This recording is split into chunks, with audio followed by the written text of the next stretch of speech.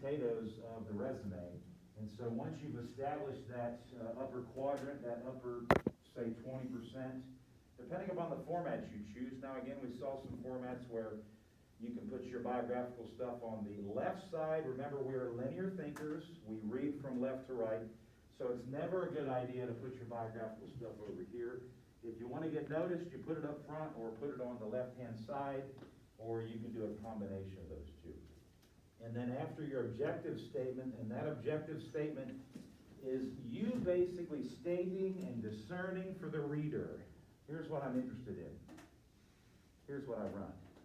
When somebody reads your resume, they most likely don't know you. Josh, you have your hand up? Yeah, I don't think the screen's gonna show up very well. It's like just white. Yeah, that's fine. We'll deal with it. And I'll put the PowerPoint with it. Thank you, Josh. So in most cases, unless you're being referred by a friend or you're applying to some place that they might know you, in most instances, the people that are going to take the initial look and the more thorough look don't know you. So you need to state what you're interested in. You need to state what it is you're after. You need to state that I'm seeking an internship in sport marketing, collegiate athletics, or an internship in game day operations with the Greenville Triumph. We have 2 interns at the Greenville Triumph. That's a pro soccer team in town. And they both noted that to that hiring agent, and that particular person puts them through a hiring process. It's a hard process to even become an intern at Furman or with the Greenville Triumph. They have an actual hiring process. They do a background check. They do COVID tests. They screen you before they even determine whether they're going to hire you as an intern. So in both of those instances, their resumes had to be ready. They had to be prepared. They actually had to dress up and go for interviews for the internship. Now, I understand not all internships are going to be designed like that. And some of you may stay and do it with our athletics, or you may have relationships with other organizations, and it's really easy to ascend into that. But thinking about you moving on professionally, these people don't know you, so state what it is you want. Be clear, be concise, make it evident. Now, advancing from that, let us look at some of the educational requirements. And so, why do we do education first? I talked about that. Higher education is given a premium here in the marketplace, particularly in positions where there's professional management, professional administration, or professional leadership that is either required or expected for the position. In professional positions, hiring agents want to know, employers want to know that you've had higher educational training. Now, why is that? I explained that before, but I want you to know that. They want to know that you can read, write, and do arithmetic. It's much more than that. They want to know that you have some critical thinking skills. Hopefully, you're a problem solver. Hopefully, you can digest volumes of material. Hopefully, you can create a multiplicity of solutions or options to their organizational problems. You've heard me talk in leadership and in other classes. You've heard me denote on many occasions, every organization has problems. They're looking for problem solvers, and if you can solve their problems, they'll hire you and pay you a lot of money, and they'll keep you there. So higher education demonstrates I'm a critical thinker, I'm a problem solver, I've got some writing skills, hopefully you've got some speaking skills. You can walk around and do this, you don't need to have notes, you can comprehend volumes of things, you can process information quickly. Hopefully you have some financial skills. If you listen to me at all in the finance class, I said it no less than 100 times. Everybody in the marketplace is looking for people that have good financial competencies. And if you demonstrate yourself as a good steward financially, they will release resources into you. And if you manage somebody else's resources well, you're promotable. But if you don't manage their resources well, you're demotable and not going to go anywhere in your career. So there's a real premium put on financial competencies. Now, obviously, they want to know you're reliable, you're accountable, you're responsible, you're mature, you have good hygiene habits. We listened to a very good presentation the other day, and Stuart talked to us about this upcoming thing that the university has put together with JCPenney. I think it's called the Suit Up, and it's an opportunity For those of you that don't own a suit or don't have a sport coat, you're not very good at tying a tie, maybe you don't own but one rugged tie, it's an opportunity for you to go to JCPenney and work with some of their folks and get some really high quality, high caliber material product at a very inexpensive price. Maybe you need a new belt. Maybe you've never owned a pair of nice dress shoes, and your hey dudes aren't gonna work. Oh, you got two pairs, do you? I got a pair, they look nice. Yes, your nice Crocs are not considered dress shoes. So that's a great opportunity if any of you are dress clothes challenged. Look into that. If you're resource challenged, don't be afraid to ask. So beyond that, etiquette dinner, we provide opportunities again for you to grow professionally. I know how to eat. I know you know how to eat. But do you know how to present yourself professionally when a hiring employer takes you to dinner and you're being screened? That's a job interview. So it's not about that you know how to eat. Do you know how to present yourself in that particular setting? I venture to say some of us do, but there are probably some that don't, hence the value of the etiquette dinner. By the way, I did send that stuff out in an email that morning. I think I sent you the dates for the 3 etiquette dinners. I sent you the link at the bottom on how to reserve your tickets and how to get signed up for that. And I even included that the rest of their calendar. They had a graduate fair and the suit up. So all that stuff was in that email. Make sure you save that. I would suggest you go to the first etiquette dinner for a couple of reasons. Get it out of the way early. It's kind of like cultural events. Get them done. And if we shut down and you've got it done, you don't have to worry about it. If we shut down and you don't have it done, you're going to have to read a lot of etiquette articles and write a small report. Now, would you rather go to the dinner or read a bunch of articles and write a report? That's the alternate assignment. We had to do that last spring. So those that got it done last spring didn't have to do the alternate assignment. Yes, you need to go to the first one. But those that don't get it done, if we shut down, the alternate assignment's a little more academic. I did notice your haircut. Everybody applaud Giannis for a very beautiful haircut. What if I take you out for dinner? If you take me to dinner? Yeah. To that etiquette dinner? Yeah. Oh. Or to any etiquette. Oh, I see. You want to demonstrate your etiquette. Well, that would consider lobbying, and I probably shouldn't do that. Okay. As much as I appreciate the opportunity for you to demonstrate your professionalism. That's very courageous. Yes. Where were we? Let's talk about education. Higher education, there's a premium on it. Now, ever since the 1980s, we became a technological society.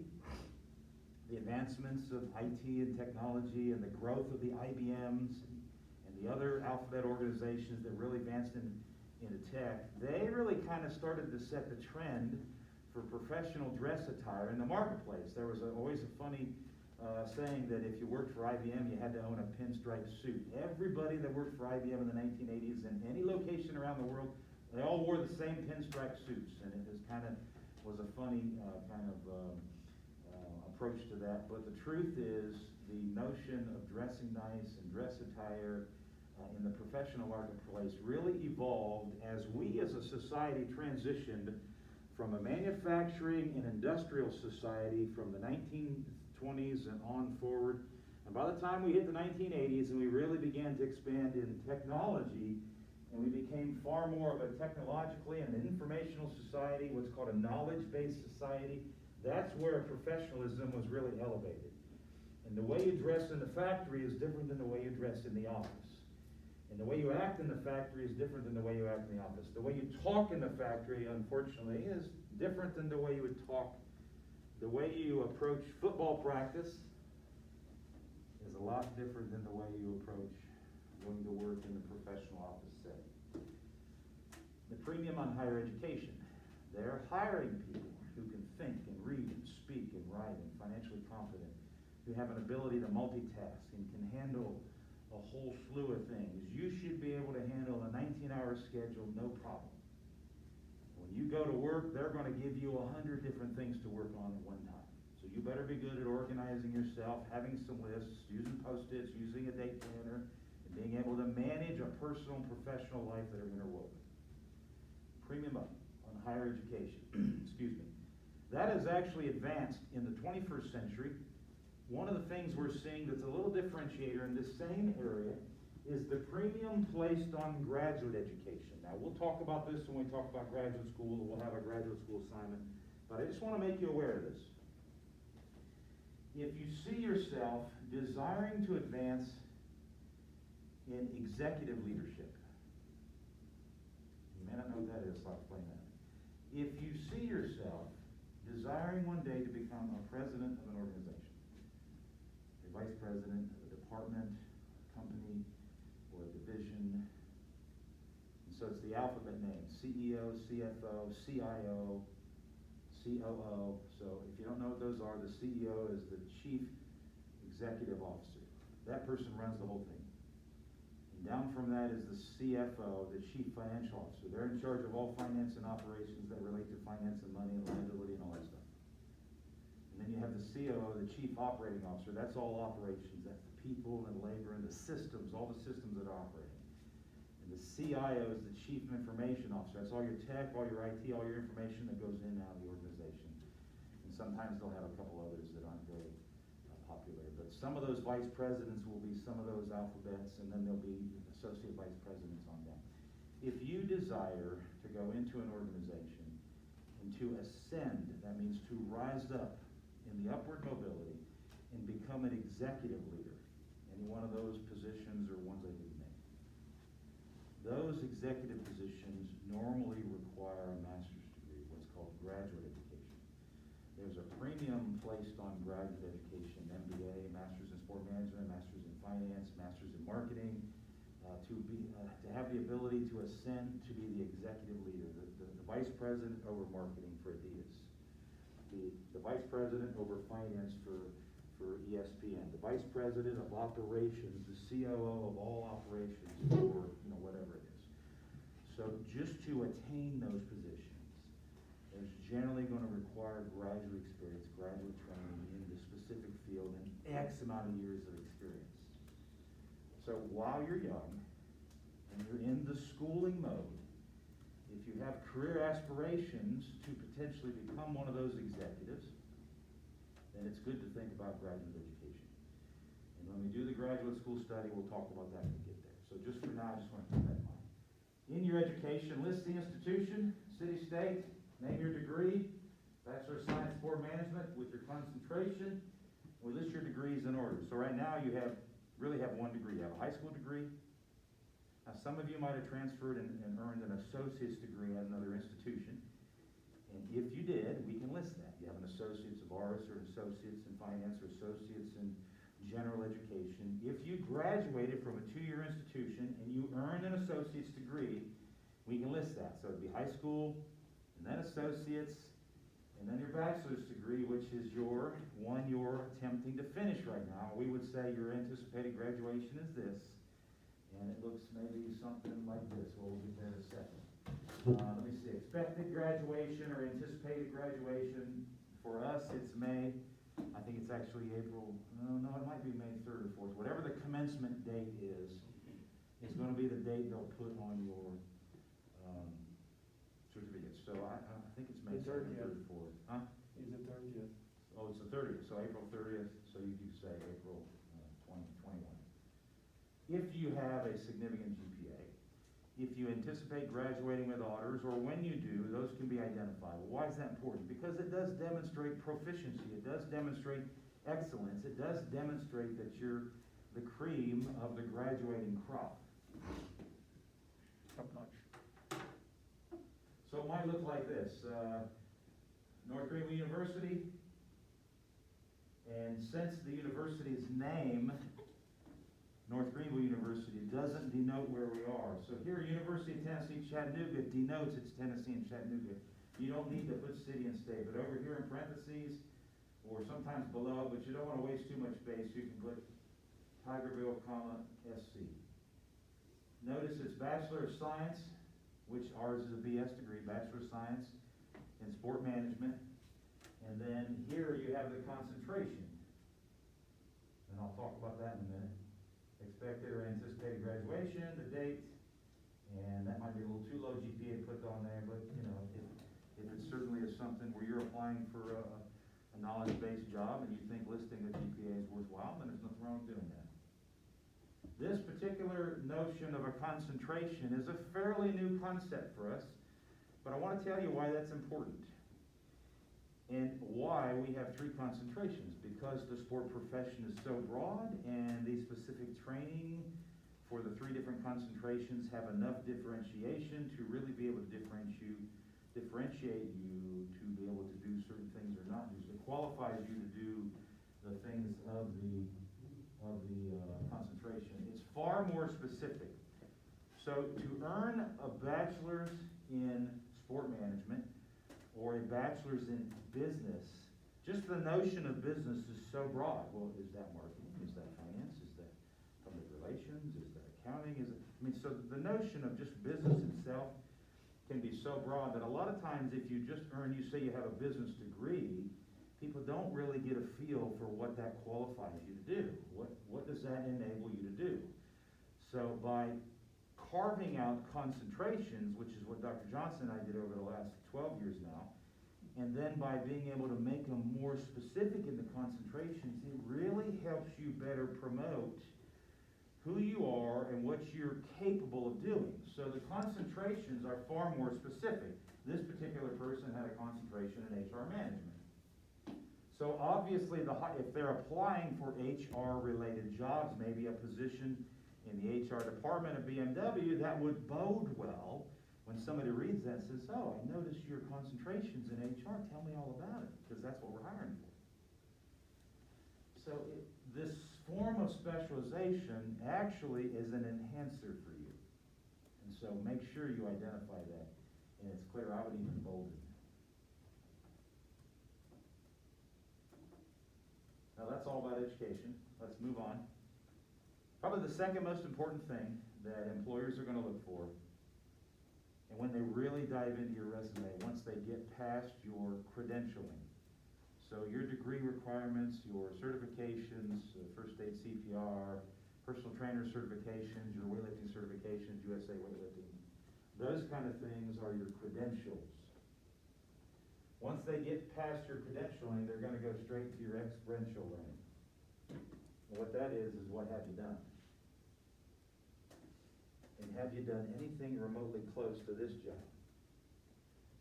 Because the more they have to spend time training you, it's costly, there's no guarantee you're going to pick it up, and it takes more time for you to assimilate into, which makes it harder for them to let go and move on. So employers today want to know that you assimilate quickly. If you've ever watched Star Trek, and I grew up with Star Trek, the more modern era of Star Trek, Picard ran into a group called the Borg. And if you're familiar with that, they would have this interesting cube that would fly around, and the Borg would go around and assimilate entire worlds. And their phrase or motto was, we are the Borg, we are here to assimilate you, resistance is futile. And they would assimilate them into their collective. Now that's an interesting forethought, and there might even be some theological applications there, both good and bad. But let's just remind ourselves that when you're applying for a job, they want to know that you're a good fit in their organizational culture.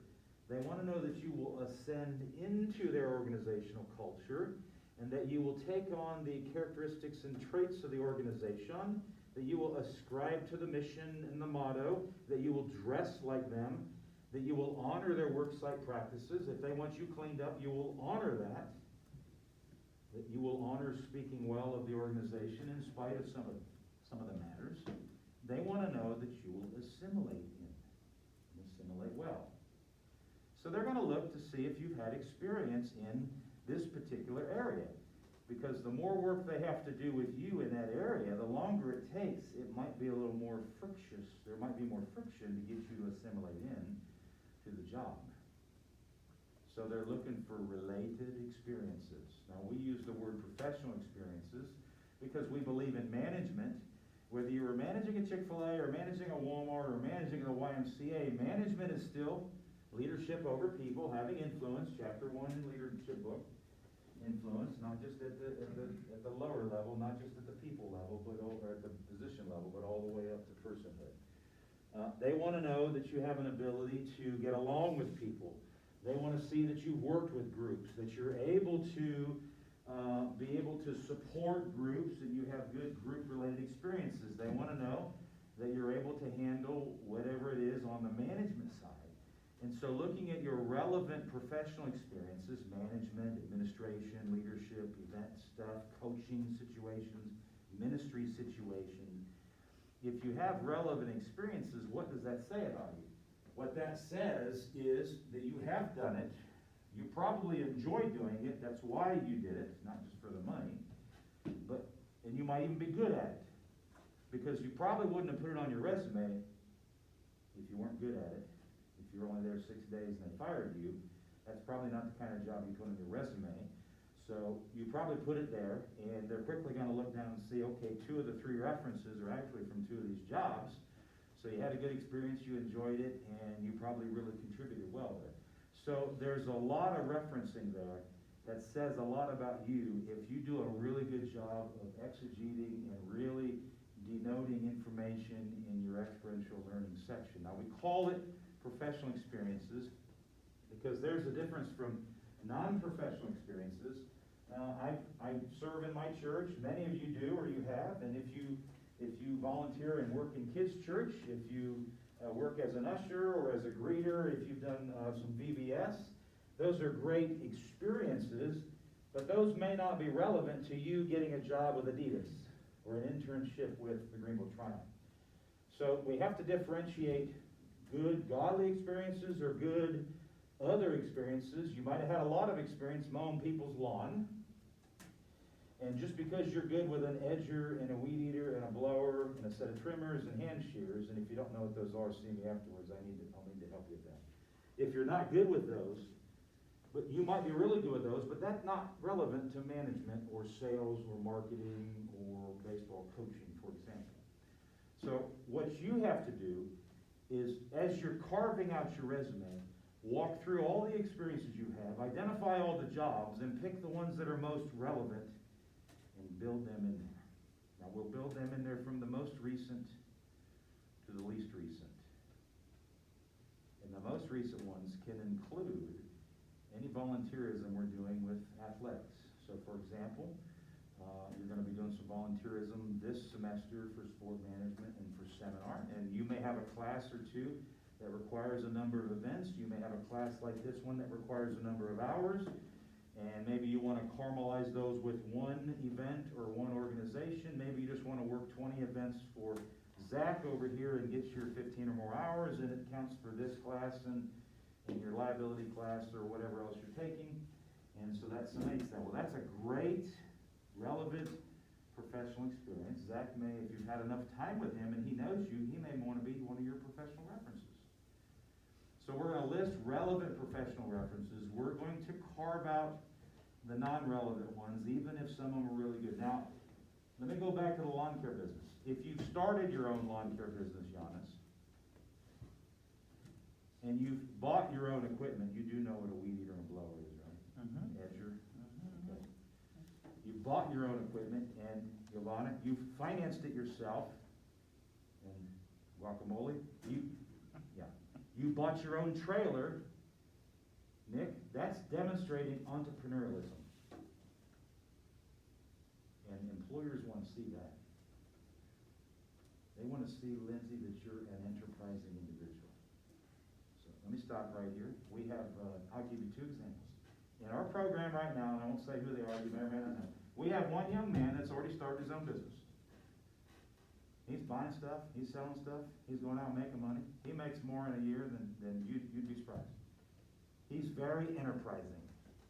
And he's here studying, and he wants to go on and work in the sport industry, but man, this kid's got entrepreneurialism all over him. It's just like it's almost like a spiritual gift. It's just fun.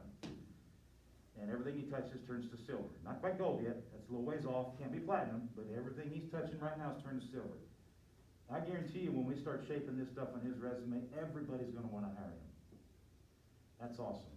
We have a second individual in our program, and this young man's come in, and man, he loves coaching, and he's going after every coaching license he can imagine for the sport of soccer, And this kid is coaching sports, and he's out there, he's refereeing, he's getting paid, and he's actually helped run his very first tournament with somebody in Georgia. And man, he's moving on, and he's figuring out that he's gonna do everything he can to build his professional resume. And I haven't talked the first lick with him about resume, but everything that he's doing is enterprising in such a way that he's building his professional repertoire. That by the time he gets in this class in 2 years from now, he'll already have too much stuff for his resume. And we'll have fun just cutting stuff off of it. And if that's you, then that lawn care business is actually quite relevant. Because we will shape it so that it narrates, that it exegetes your ingenuity and your enterprising nature. Because boy, employers out there want to see that. So we don't want to discount experiences that have relevant application, like that one. If you're good at mowing lawn and you mowed your grandma's lawn for 14 years, that doesn't work. But if you've done something with it, and you can show that you've been some business-mindedness, and we can figure out a way to present it in an honest, ethical manner, then yes, we want to include those things. Now let's go on. So, using the term experience, professional experiences, we don't want to bog down the resume with too many headers, so just use the word experience. The E's always capitalized, it probably should be right there. What's considered experience, I kind of just mentioned that. Full-time job, part-time jobs, self-employment, the lawn care stuff. Volunteer work, if you've done, not just once, if you've done a frequent amount of volunteerism, now I didn't say significant, if you've done some frequent amount, so who's been here 4 years? I know some of you are transfer students. Okay, if you've been here 4 years, this Chanel and Millie, and you started volunteering and doing events for, at that point in time, Micah, and now it's Zach. And if you were to go back and look across your freshman year and your sophomore year and your junior year, and now you're 2/3 way through your senior year, and you identify, okay, well, in the last 3.5 years, I've probably worked 25, 30, 35, and if you've gone above and board, I know one kid that just does like 8 every semester. By the time he gets here, he's gonna have 60, 70 events in. If you've done 30 or 40 events in athletics over there, then we can list that. That is a voluntary professional experience. So not every professional experience has to be paid. Let's don't misconstrue that. If you are managing something at your church, and you're over people, and you're over money, even if it's the nursery, but if you've been doing it significantly, and you're actually managing people, and assets, and facilities, maybe it's with the local YMCA, or the Boys Girls Club, or it could be any number of things. We can shape those. Again, if you're demonstrating leadership or management, and you're not being paid for it, but we can do it in such a way as it's honest and accurate, and you have some tenure there. If you've done 2 events with Zach, and that's it, then no. There's not enough substance there. But if you've had some tenure there, and athletics at NGU is a good example, then we can actually list those on there. So it doesn't have to be just paid work. Practicums, field experiences. If you've already done one internship, let's say you did an internship last summer, it was 3 months. Sometimes we'll have students go off and they'll do internships at other sport organizations, and that's fine. We can count those. It's paid experience, it's non-paid experience, it's professional experience. Anyway around, we can shape those and build those in there. What should we include? Yes, if you have had a job title, now if you're just volunteering in your student volunteerism or student labor, we can give you that job title. But if you've had an actual title, and that's always good to list, your dates of employment, and I'll show you how to shape that on there. Obviously, company name. Now, why the dates of employment? Because we're going to list those from the most current to the least current. Why do we do that? Because we want to see a couple things. First of all, is there a consistent work history? Employers look for, have you been employed? Well, we know you're a college student, so you haven't all been employed. But for those of you who can demonstrate even part-time employment or even part-time activities and engagement. Now, I know some of you are playing sports, and that's kind of hard. You can't really qualify that as professional work experience. But if you've been volunteering and you've been engaged in the profession, in the professional activities, even though they're not paid, we can show that. They want to see that you're interested in working in this field. And having 2 and 3 and 4 and 5 and 6 years worth of work experience demonstrates that you have an interest in working, you have an interest in being employed, you have an interest in, and you can demonstrate You know, now, in 4 years, if you've had 19 jobs, that ain't gonna work. And I got a dear friend in church, he's a wonderful brother in Christ, but he flips jobs every 4 months, and it's just an unfortunate, it's almost like an addiction in his life. And it's very unfortunate, because now his resume is so long that nobody wants to hire him. Why would you hire somebody if the last 5 years they've had 78 jobs, and they're gonna leave you in the next 2.5? Why would you hire him?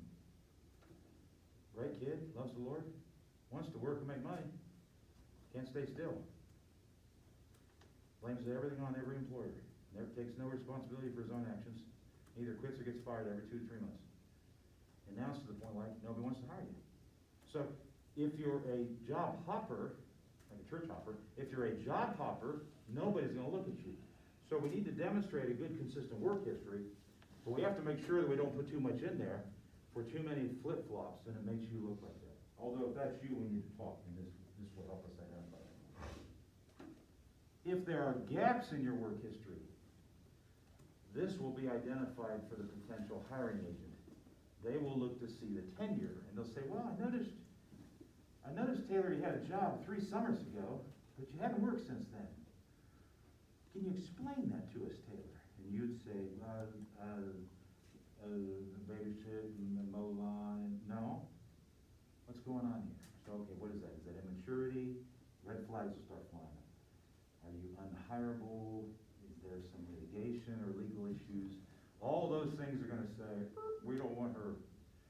So we have to be careful. So we can figure out some professional volunteerism you did. That's why we built it in our program, to help you enhance your resume.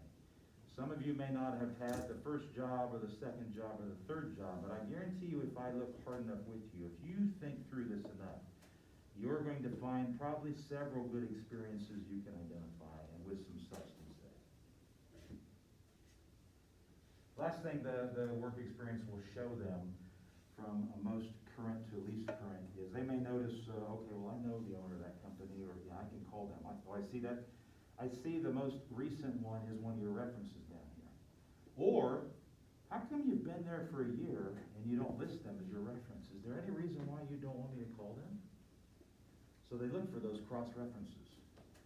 So whichever one is your most longest tenure or most recent, that needs to likely be one of your professional references, because they're going to see that right away. And so I just gave you an insider tip. So we list those that we know we're going to get good professional reference from, and I'll talk about references next week. And we list those that we know they're probably going to call on or ask you about. Once we've listed the demographic information about the work site, the tenure you were there, we need to give a little description about what you did. This is a fragmented paragraph of fragments. Managed employees, 6 individuals, sold 3 memberships, raised $17,000, worked these special events, ticketing, sales, promotions, did significant food and beverage, buying and selling, stocking, retailing, worked with the retail department out on the floor, selling the apparel and the shoes, interacted with customers, learned the computer technology and worked with computer database access, the cash register technology, the whatever it is. All of those things we can list and identify, and it's not just a list, it is written in somewhat of a cogent manner, but a lot of it is mainly highlighting key words: managed, sold, raised, marketed, oversaw, administered this, so those kind of key things to see that you've actually done things. And so we're not writing full sentences, we're trying to put a lot of information in a small 2, 3, 4 line paragraph. So a small paragraph, very concise sentences, they're going to look like fragments, a lot of semicolons built in there, and I'll show you some examples that we can get to that point. Start each line with an action verb. Managed 13 people, sold 6 memberships, raised $19,000. You can think of some more from there. Use present tense, particularly for where you're employed now. If you're still there, and you may not be there right this day, but if you're still employed there, we want to identify that you are presently involved. and that means you're engaged in the profession. Past tense only if you're no longer employed there. So anything that's previous to the most current one, and the most current one, you need to be active. If you're no longer an active employee or an active volunteer, we would list it as past tense. Now that denotes honesty to the employer. And don't say you're still working here and here and here if they were 2 and 3 and 4 years ago and you're not actually doing that. So the verb tensing is something they will look for. That's one of those little details. That's why I put that in blue for you. Vary your choice of verbs. Sold, marketed, promoted, designed, designed print media project, matriculated data for the data processing department, administered COVID-19 testing with the, those kind of things. So you use those action verbs. Tailor your skills and experiences to the position. Now, if you're applying for a position in the marketing department, and you did significant marketing in a couple of these companies, we really want that to pop out on that resume. So you can, with honesty and ethical approach, highlight those things in those employment experiences if it relates to the job you're applying for. If you're just applying for a general management position, then as much general management you can discern in those things is fine. But if you are applying to a human resource department or a game day operations department or a compliance department, a very specific department or a very specific job, and you've had those similar experiences, you can actually make those stand out. We can actually embolden some of those descriptor words so that it catches their attention. You want them to see that and read that. You want them to be drawn to that. And be concise. Now, we're not going to fill a full page like we're writing a paper. It's fragmented and segmented. We want to be concise while providing as much detail as possible. So you can see here, for example, and I think I got 2 or 3 examples, but this one here, they bulleted the content data: participated, oversaw, observed, screened, assisted. Those are those action verbs. So they were an intern, they were actually a paid sales associate, they were a student worker. You can see they listed the dates, and those dates can be brought over here and justified, or they can be in parentheses next to that. There's several ways to put it. Now, that's going to be dictated by the format you choose. Remember at the beginning of this discussion a couple days ago, I said you can choose the format, more modern, less modern. You can go online and find 900 different formats of resume. Choose the one that fits your personality, fits who you are, and then run with it. So some of the listing and the placing of information will be based on the format. But beyond that, the actual content is where we're going to spend the most time on. Now, what we'll do in here is, what I've got to do is get you working on it. So hopefully you've at least pulled the resume up and put it on your desktop that you've had in the past. If you haven't, start one. But you need to get the ball rolling. Remember, it's a lot easier to increase the speed of the ball if the ball's already rolling. So if you've got some momentum and you've got some traction, it's really easy to get you going. I had a friend of mine who worked in the shipping industry tell me a long time ago, he said, Jeff, the big cruise liners, if you've ever been on a cruise, the biggest ships in the world, not the aircraft carriers, but the big cruise liners, when they're sitting in dry dock, they are very hard to get started and hard to turn. It takes a lot of tugboats, a lot of power to push them away from the dock and to get them out and going into the open ocean. But once the ship is moving, just a slight turn of the steering wheel turns the rudder, and the ships can make immaculate turns. Immaculate turns once there's motion and momentum. You've got to get going on this resume assignment. And as you get going, it's a lot easier to come back and change it, and move it, and reformat it, text box it, color it, and improve the information. But you've got to get out of dry dock and into the ocean of momentum and traction in order to get this thing going. We can finish the resume by looking at a couple other things I think that are apropos. If you've got the room, we got a couple of minutes, and then I want to do the pass-fail project. So I'll give 2 minutes on this, and then we'll do 2 minutes on the pass-fail project. For those those of you that have professional certifications, such as your CPR, your first aid, your AED, your bloodborne pathogens, if those are still current with OSHI or whomever, if they're not current, you can't do anything about it. Now, you can go renew those, but if you have current certifications, if you have current credentials that you want to identify, this is the place to put it. Professional associations, we'll talk about joining a couple of memberships, you can put them on there. Any particular honors you won through professional associations or here on North Greenville's campus, or even in your own community, you would list those there, specific certifications that are relevant. So in that, you would rank order those based on what's your career objective. And so, if your career objective is this, and you've got some honors and some memberships and some certifications that are all relevant, and that's the great word to use, and you want to list those here. But if you went to something and you want an award and it's simply not relevant, or might even be considered frilly, then you may not want to put it on there. But if you've won the leadership award for your team, or you were the captain of the year, if you won a writing award or a speaking award, if you were named something back at your high school or here in college or back home in your church or through some civic organization, all of those would be listed. So I was the teacher of the year here in North Greenville in 2017. I was the professor of the year in the state of South Carolina in 2011. So those would be awards I won, and the governor gave me that award. And those I still list on my resume. Those are relevant, those are professional, those are significant. Some of you have probably won some awards where you've been nominated for a national award, maybe the National Honor Society. That would be a good one to list. If you were a conference player of the year, or you set a record, there's nothing wrong with identifying that. What does that identify? That notes that you are an achiever.